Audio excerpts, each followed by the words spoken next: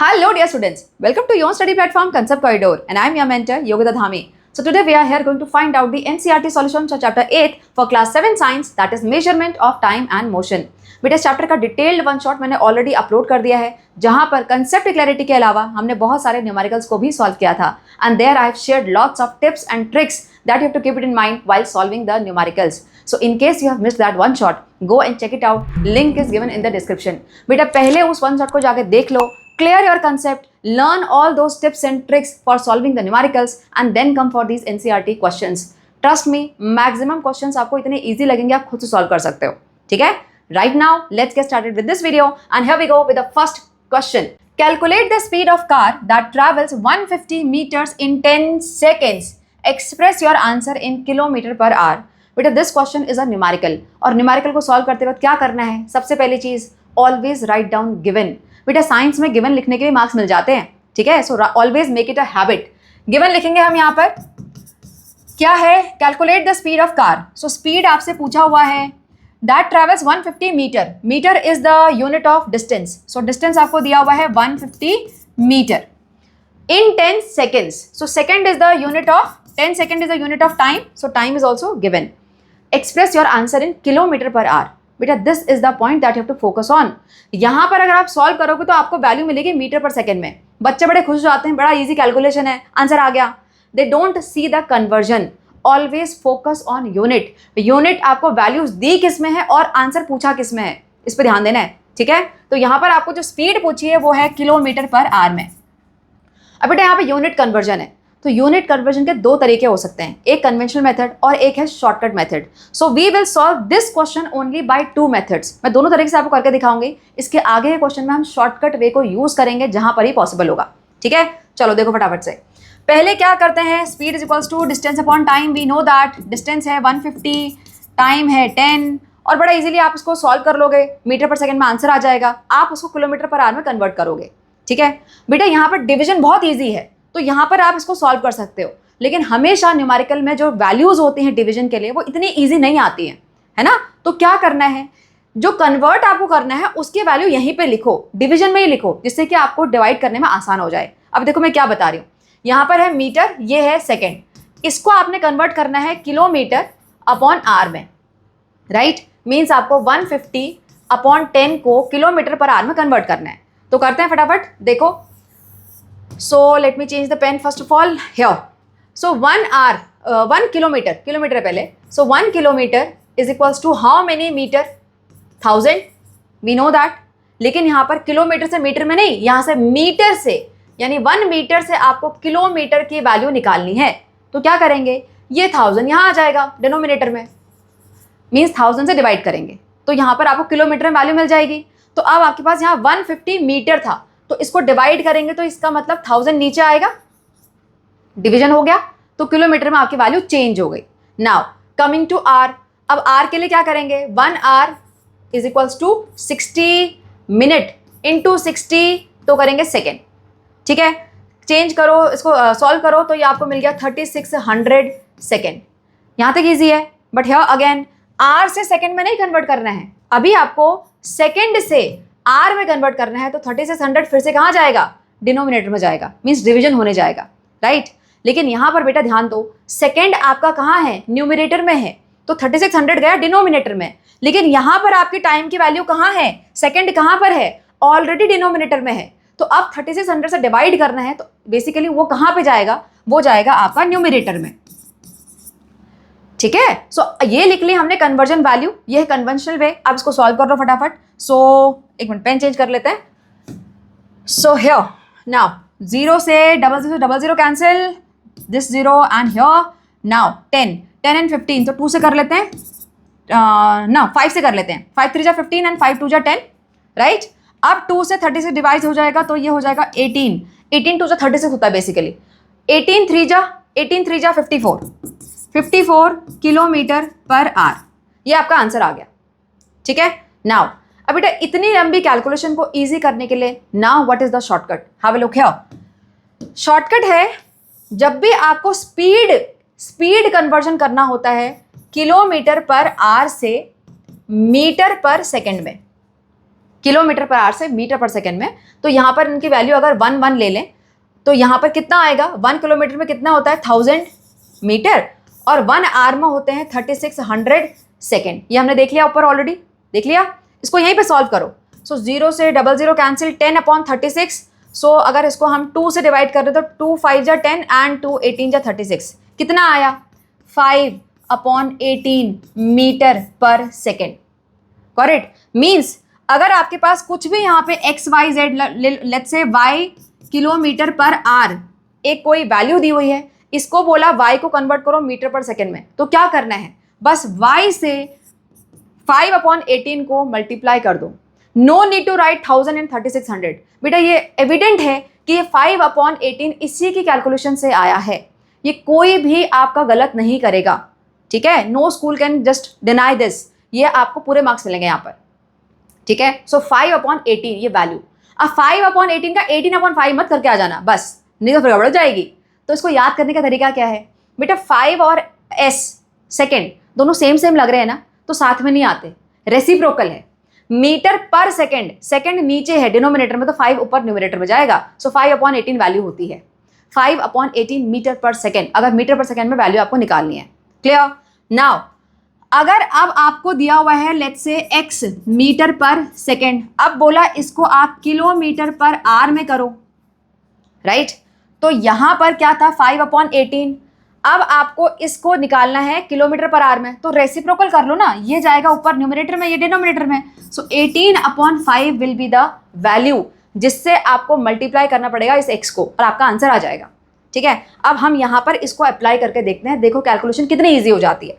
C, so we know that speed is equals to distance upon time. आपका distance था 150, time था 10, metre per second था, metre per second था, यानी x की जगह ये वैल्यू है, इसको आपको किलोमीटर पर आवर में करना है, तो क्या करोगे 18/5 से मल्टीप्लाई कर लो। ये क्या हुआ, चलो ठीक है, 18/5 ये आ गई आपकी वैल्यू किलोमीटर पर आवर में। Solve it. सो ये 1 था बेटा, 1 मिनट ही कुछ गड़बड़ हो गया यहाँ पर, इसको इरेज ही कर लेते हैं, ठीक है। चलो नाउ सो अब सॉल्व करो इसको, 0 से 0 कैंसिल, 5 3 जा 15 एंड 3 18 जा 54 किलोमीटर पर आवर। सो बस आपको ये 5/18 इतनी बड़ी वैल्यू को लेने से बेटर है 5/18 अगर आप याद करो तो आपकी कैलकुलेशन बहुत ईजी हो जाती है।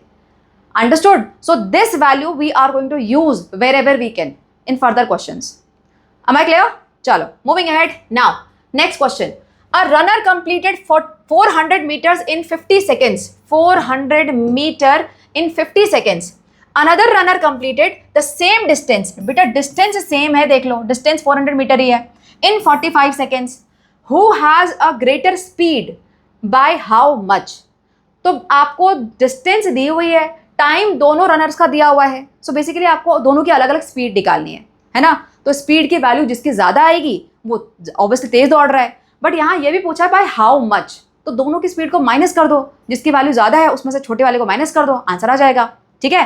देखो कैसे लिखेंगे, let's take the speed of runner 1, let's say speed of runner 1 is S1। तो इसके लिए जो डिस्टेंस है, डिस्टेंस तो सेम है दोनों का, लेकिन टाइम अलग है, तो T1 ले लेते हैं, है ना। सिमिलरली स्पीड ऑफ रनर 2 क्या होगा, S2, और इसके लिए डिस्टेंस सेम है और टाइम हो जाएगा T2।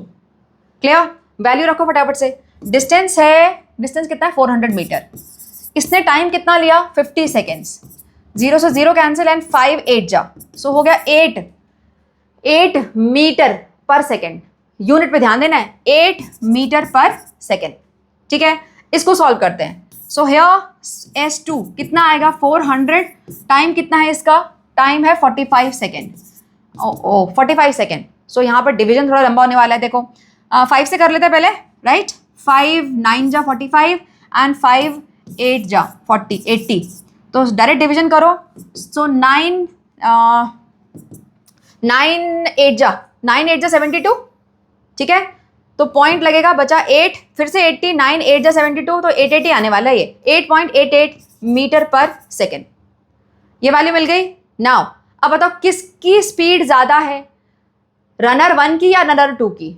ऑब्वियसली रनर 2 की, राइट। उसका 8 था, इसका 8.88 है, तो इसकी स्पीड ज़्यादा है, लेकिन कितने से ज़्यादा है, कितने ज़्यादा है बेटा 8.88 में से अगर 8 को माइनस करो तो कितना बचेगा, 0.88 मीटर पर सेकेंड, इतने से ज़्यादा है।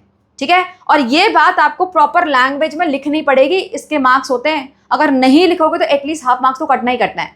ठीक है, देखो speed of runner dash is more than, so runner 2, speed of runner 2 is more than runner 1 by how much, by 0.88 metre per second. Am I clear? समझ में आया? चलो next one. A train travels at a speed of 25 meter per second and covers a distance of 360 kilometer. How much time does it take? Okay, time पूछा हुआ है, फटाफट से given लिख लो। पहले गिवन लिखते हैं तो बेटा कंफ्यूजन नहीं होता है। सो गिवन में क्या लिखा हुआ है? स्पीड दिया हुआ है 25 metre per second. Distance cover दिया हुआ है 360 kilometre, right, kilometre. Now how much time does it take? बेटा टाइम आपसे पूछा हुआ है, राइट। अब ध्यान दो, यहाँ पर 25 मीटर पर सेकेंड में वैल्यू है, मीटर पर सेकेंड में, और डिस्टेंस किस में दिया हुआ है? डिस्टेंस दिया हुआ है 360 किलोमीटर में, करेक्ट। तो या तो आप किलोमीटर को मीटर में कन्वर्ट करो, मीटर में कन्वर्ट करोगे तो आपकी टाइम की वैल्यू किस में आएगी? सेकेंड में आएगी। और अगर आप स्पीड को, मीटर पर सेकेंड को अगर आप किलोमीटर पर आवर में कन्वर्ट कर लोगे तो आपकी वैल्यू यहाँ पर आ जाएगी आर में। यहाँ पर जो क्वेश्चन है उसमें आपसे पूछा नहीं हुआ है कि आर में दो या सेकेंड में दो, तो आप कैसे भी आंसर निकाल के दो, आपको पूरे मार्क्स मिलेंगे। Clear? So whatever way you are finding it easy. अब मैंने यहाँ पे अभी आपको एक शॉर्टकट बताया था मीटर से किलोमीटर में कन्वर्ट करने का, राइट।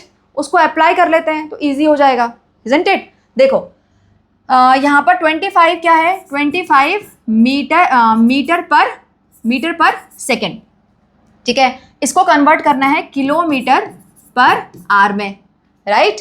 सो यहाँ पर सेकेंड है तो यानी 5/18 यहाँ होता है, तो इस तरफ जाके वो हो जाएगा 18/5। तो इसको मल्टीप्लाई किससे करना है? 25 से। Got it? यहीं पे सॉल्व कर सकते हैं ना, कर सकते हैं। सो 5 5 जा 25 एंड 18 5 जा 90 किलोमीटर पर आवर वैल्यू आ गई। अब रख लो यहाँ पर। So we know that speed is equals to distance upon time, और यहाँ पे निकालना है time. So time is equals to distance upon speed. Value रखो, डिस्टेंस है आपका 360 अपॉन स्पीड आपकी आ गई 5, 18 5 जा 90। और क्योंकि आप टाइम निकाल रहे हो तो अब आपकी वैल्यू किस में आएगी? आर में आएगा, राइट। इसको सॉल्व कर लो, 9 4 जा 36, 4 R. This is the answer. Clear? 4 R, एक minute, 4 H is the symbol for R, not HR. यहाँ पे लिख लेना, the time taken by train is 4 hour. Understood? चलो, लिखा भी हुआ है, train will take 4 hour time. Next one, a train travels 180 kilometer in 3 hour. Find its speed. Speed निकालनी है, distance 180 किलोमीटर दिया हुआ है, टाइम भी दिया हुआ है, right? So distance is given 180 kilometre and time is given here 3 hour. अब क्वेश्चन क्या है? Find its speed in kilometre per hour, metre per second. अच्छा, दो अलग अलग वैल्यूज में, यूनिट्स में आपको आंसर निकालना है। फर्स्ट वाला देखो बेटा, फर्स्ट वाला किलोमीटर पर आवर है, यहाँ पे डिस्टेंस किलोमीटर में है, टाइम आवर में है, तो ये तो इजी है, सिर्फ आपको वैल्यूज रख के डिवाइड करना है। देखो, so speed is equals to distance upon time, that is 180/3। So 180/3, so 3 6 18, so 60 आ जाएगा answer, 60 kilometre per hour. Easy. Next one, अब नेक्स्ट आपका मीटर पर सेकेंड। सो यहाँ पर सेकेंड वाले में हम क्या करेंगे? Speed is equals to, speed direct यहाँ ये वाली देख लो कितनी है, 60 किलोमीटर पर आवर। इसको आपको लेके आना है मीटर पर सेकेंड में। तो क्या बताया था मैंने?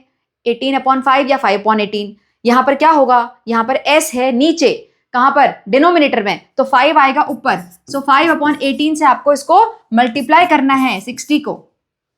ठीक है, करते हैं फटाफट। देखो कैसे होगा, 3 से कर ले। सो 3 2 जा 6 20 एंड हियर 3 6 जा 18, राइट। नाउ 2 5 जा 10, 100/6, 100/6 कितना होगा? फटाफट करो डिवाइजन। सो 6 1 जा 6, बचा 4 40, तो 6 6 जा 36, बचा 4 फिर 40, 6 6 जा 36, 6 जा 36, तो 16.66 metre per second. This is the value in meter per second. Am I clear? चलो moving ahead, what distance will it travel. अब पूछा है व्हाट डिस्टेंस, अब बोलोगे मैम डिस्टेंस तो पहले से दिया हुआ है। बेटा क्वेश्चन दोबारा पढ़ो, what distance will it travel in 4 hour. अब टाइम चेंज हो गया ना, सो यहाँ पर आपको फिर से इस वाले पार्ट के लिए गिवन लिखना पड़ेगा। इसके लिए पेन चेंज कर लेते हैं, अदरवाइज थोड़ा कंफ्यूजन हो जाता है। So third part, now here what distance, so D आपसे पूछा हुआ है, it will travel in 4 hour, time अब आपका हो गया है 4 hour. If it maintains the same speed throughout the journey, means जो आपने स्पीड यहां निकाली सेम उसी स्पीड से ये कंटिन्यूस चलती रहेगी। तो स्पीड मीन्स आपको लेनी है ये वाला जो हमने निकाला। अब यहां पर टाइम है आर में, तो हम आर वाली स्पीड को ले लेते हैं, इजी हो जाएगा। So it will be 60 kilometre per our. आपका डिस्टेंस किस में आएगा, आपका डिस्टेंस आएगा किलोमीटर में, ठीक है। देखो, so speed is equals to distance upon time. अब आपको निकालना है डिस्टेंस, सो डिस्टेंस यहां रह जाएगा तो टाइम मल्टीप्लाई हो जाएगा स्पीड के साथ। So speed is 60, time is 4 hour, तो 6 4 जा 24, 240 kilometre. This is the answer. समझ में आया, इजी है ना। चलो next one, the fastest galloping horse can reach the speed of approximately 18 metre per second. Okay, जो गैलोपिंग हॉर्स है उसकी स्पीड दी हुई है 18 metre per second. How does this compare to the speed of train moving at the speed of 72 kilometre per our. अब train की speed भी दी हुई है 72 किलोमीटर पर आवर और आपसे पूछा कंपेयर करो। लेकिन यहाँ ध्यान दो बेटा, स्पीड हॉर्स की जो है वो मीटर पर सेकेंड में है, ट्रेन की स्पीड है किलोमीटर पर आवर में। तो कंपैरिजन कब होगा, जब यूनिट सेम होंगी। तो बेसिकली आपको यहाँ पर यूनिट कन्वर्जन करना है किसी एक का, या तो आप हॉर्स का कर लो या तो आप ट्रेन का कर लो, ठीक है। देखो कैसे लिखेंगे, speed of galloping horse, let's say S H कर लेते हैं इसको, कितनी दी हुई है 18 मीटर पर सेकेंड। और यहाँ पर स्पीड ऑफ ट्रेन, इसको हम एस टी ले लेते हैं, ये कितना दिया हुआ है 72 किलोमीटर पर आवर, ठीक है।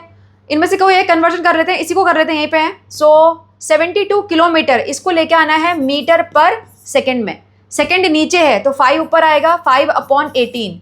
इससे किसको मल्टीप्लाई करना है 72 को, करो 18 72, 18 4 जा 72 होता है, एंड 4 5 जा 20, so 20 metre per second. Now compare, so speed of train is 20 metre per second, speed of galloping horse is 18 metre per second.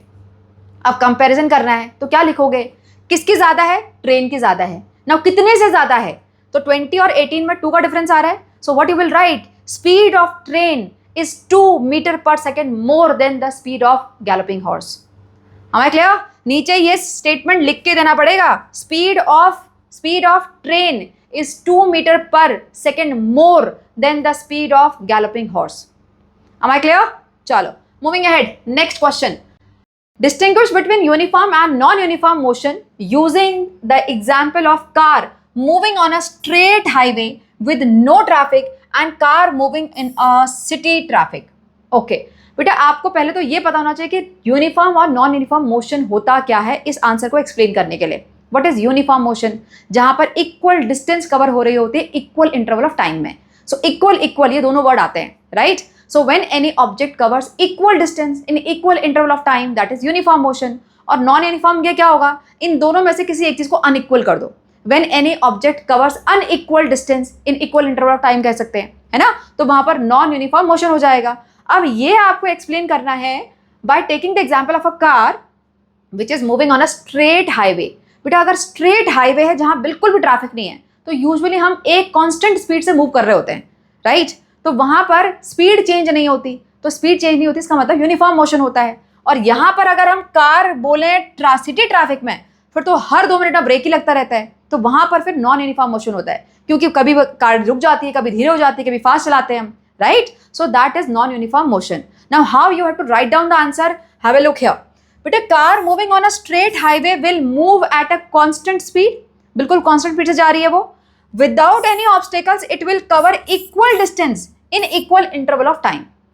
अगर कोई ऑब्स्टिकल आ ही नहीं रहा तो उस टाइम पे वो इक्वल डिस्टेंस को कवर करेंगे इक्वल इंटरवल ऑफ टाइम में, ठीक है। यहां पर नॉन यूनिफॉर्म मोशन में कैसे लिखेंगे, the car moving in a city traffic has to stop at signals, slow down for turns और accelerate due to the traffic. जहां पर थोड़ी जगह मिलेगी, खाली जगह, तो एकदम से हम एक्सेलरेट भी करते हैं। जहाँ पे टर्न आएगा वहाँ पे हमको स्लो होना पड़ता है, ट्रैफिक लाइट आएंगे तो रुकना भी पड़ता है। यस, तो इसकी वजह से क्या हो रहा है, बार बार ब्रेक लग रहे हैं, यानी बार बार स्पीड चेंज हो रही है। So due to obstacles car will cover unequal distance at equal interval of time. Simple answer, clear. चलो next question. Data for an object covering distances in different intervals of time are given in the following table. If object is in uniform motion, fill in the gaps in the table. Okay, बेटा ये पूरा value दी हुई है आपको, ये time है और ये डिस्टेंस है, और जो ऑब्जेक्ट है वो है यूनिफॉर्म मोशन में। यूनिफॉर्म मोशन का मतलब क्या होता है, equal distance equal interval of time, right. अब यहाँ पहले टाइम को देखो, 0, 10, 20, 30, यानी गैप जो इंटरवल है वो 10 सेकेंड का है। 10 सेकेंड, 10 सेकेंड, 10 से 20, 10 सेकेंड, 20 to 30, 10 सेकेंड। तो यहाँ पर क्या होगा, 30 to 40 होगा ना, तो 10 सेकेंड हो जाएगा, और 40 to 50 फिर 10 सेकेंड, फिर यहाँ पे हो जाएगा 60। तो ये हमारा आ गया इक्वल इंटरवल ऑफ टाइम। तो 40 and 60 will be the value. Coming to distance, distance कितना ट्रैवल हो रहा है देखो, 0 to 8 गैप कितना आया, 8 मीटर का, राइट। तो 8 से अगर नेक्स्ट ये जो यूनिफॉर्म मोशन है तो नेक्स्ट गैप भी 8 मीटर का ही आना चाहिए। तो यहाँ कितना होगा, 16 होगा, ठीक है। तो 16 से 24 में जाएंगे तो फिर देखो 8 मीटर हो रहा है, 24, 32 फिर 8 मीटर हो रहा है। बेसिकली ये पूरी की पूरी 8 की टेबल है, राइट। 8 1 जा 8, 8 2 जा 16, 8 3 जा 24, यस 8 की टेबल है, ठीक है। अब यहाँ बताओ 40, तो ये 48 हो जाएगा। That's it, equal interval of time and equal distance. Understood. चलो moving ahead, next question.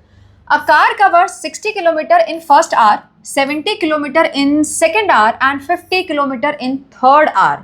Is the motion uniform? अब बेटा यहाँ क्वेश्चन को ध्यान से पढ़ो, तो यहाँ पे फर्स्ट आवर, सेकेंड आवर और थर्ड आवर, तो 1 आवर का गैप दिया हुआ है। इसका मतलब टाइम को इक्वल इंटरवल में डिवाइड कर दिया है। नाउ फर्स्ट आवर में ट्रैवल कितना हो रहा है, डिस्टेंस कितना कवर हो रहा है, 60 किलोमीटर, सेकेंड में 70 एंड थर्ड में 50। इसका मतलब अनइक्वल डिस्टेंस कवर हो रही है इक्वल इंटरवल ऑफ टाइम में। और जहां पर भी अनइक्वल वर्ड आ गया वो कैसा मोशन होता है, वो होता है नॉन यूनिफॉर्म मोशन। यहाँ है is the motion uniform, so no this motion is not uniform, ठीक है। You have to justify your answer, so you will write down that because the car is covering unequal distance in equal interval of time, that's why. Clear. इसके बाद है find the average speed of the car. Okay बेटा, इसको समझने के लिए let me draw one diagram. यहाँ पर कार लेट्स से पॉइंट ए से बी तक ट्रैवल किया, ये टोटल डिस्टेंस ने ट्रैवल किया, ठीक है। कैसे ट्रैवल किया, ए टू बी इसने कैसे ट्रैवल किया, इसने पहले कवर किया है 60 kilometre, so let's say this is 60 kilometre. इसने फर्स्ट आवर में 1 आवर में 60 किलोमीटर ट्रैवल किया, उसके बाद नेक्स्ट 1 आवर में इसने 70 किलोमीटर ट्रैवल कर लिया, और उसके बाद थर्ड आवर में इसने 50 किलोमीटर ट्रैवल किया। Clear. So unequal distance in equal interval of time. अब ऐसे में कभी भी हम जब स्पीड निकालते हैं तो 60/1 आवर 70/1 आवर नहीं करेंगे, यहाँ पर बेटा टोटल डिस्टेंस लिया जाता है, राइट। तो टोटल डिस्टेंस क्या है, 70 + 60 + 70 130, 130 + 50 180, 180 kilometre is the total distance. और टोटल टाइम कितना है, पूरा के पूरे जो टाइम है उसको प्लस कर दो, so 3 hour, this is the total time. ये वैल्यूज आपको रखनी है फॉर्मूले में। Am I clear? अब देखो आंसर कैसे लिखना है। पहले तो इसका आंसर लिखेंगे, is the motion uniform, so no, car is not moving with a uniform motion because here the time interval of 1 hour is covering different distance, so each time interval is covering different distance. Am I clear? इसके बाद next फिर क्या लिखोगे, सो यहाँ पे पूछा हुआ है एवरेज स्पीड। एवरेज स्पीड का फॉर्मूला आपको पहले लिखना पड़ेगा वैल्यू से पहले। सो क्या होता है, total distance covered upon total time taken, this is the formula. अब रखो वैल्यू, टोटल डिस्टेंस कितना है 180, टोटल टाइम कितना है 3, सॉल्व इट, 3 6 18, तो 60 kilometre per hour, this is the answer. समझ में आ गया। चलो moving ahead, next question. Which type of motion is more common in daily life, uniform और non uniform? Provide 3 examples from your experiences to support your answer. बेटा daily life में हमको uniform motion ज़्यादा दिखाई देता है कि नॉन यूनिफॉर्म? नॉन यूनिफॉर्म ज़्यादा दिखाई देता है। बेटा ऐसी कौन सी चीज़ हमको दिखाई देती है जो कंटिन्यूस एक ही स्पीड से ट्रैवल कर रही है? ऐसा बहुत कम होता है। क्यों होता है ऐसा? बिकॉज जो यूनिफॉर्म मोशन है उसके लिए पहले तो आपको बिल्कुल स्ट्रेट रोड चाहिए। अब स्ट्रेट रोड कितनी लंबी होगी? कहीं ना कहीं तो टर्न आएगा, राइट? उसके बाद सेकेंड थिंग, कोई भी ऑब्स्टिकल नहीं होना चाहिए। That is again not practical to not have any obstacle for a long distance. कुछ ना कुछ तो होता ही है। इंडिया में तो गड्ढे इतने हो जाते हैं, है ना? सो यहाँ पर इंडिया में अगर लिखे तो यहाँ पिट भी लिख सकते हो आप, वो भी पूरे मार्क्स मिलेंगे आपको, ठीक है? उसके अलावा स्पीड ब्रेकर है, ट्रैफिक है, लाइट्स हैं, सिग्नल्स हैं, right? So you can write down any of these points, these experiences to support your answer. Clear? देखो, in daily life the non-uniform motion is more common. This is because most objects and vehicles do not move with a constant speed. Now why do they not move with a constant speed? Because car in a city traffic, अब city traffic में अगर car घूम रही है तो that needs to apply brake often. इसके अलावा person walking और रनिंग, तो अगर वॉकिंग कर रहे हैं या रनिंग कर रहे हैं तो आपको स्पीड को चेंज करना पड़ेगा। अगर सामने कोई गड्ढा आ गया, स्पीड ब्रेकर आ गया या कोई दूसरा पर्सन आ गया, right? So will change speed at turns, slope और पिट्स ऑन द रोड। इसके अलावा बसेस और ट्रेन पिकिंग अप पैसेंजर्स। बेटा अगर बसेस या ट्रेन चल रही है तो जितनी बार पैसेंजर उतरेंगे चढ़ेंगे तो उतनी बार उसको रुकना पड़ेगा, धीरे होना पड़ेगा, राइट? तो उसके वजह से भी यहाँ पर जो स्पीड होगी वो यूनिफॉर्म नहीं हो सकती। क्लियर? चलो moving ahead, next question. Data for the motion of an object are given in the following table. ऐसा कुछ क्वेश्चन मैं पहले भी किया था ना? अच्छा दूसरा है, state whether the speed of the object is uniform और non uniform, find the average speed.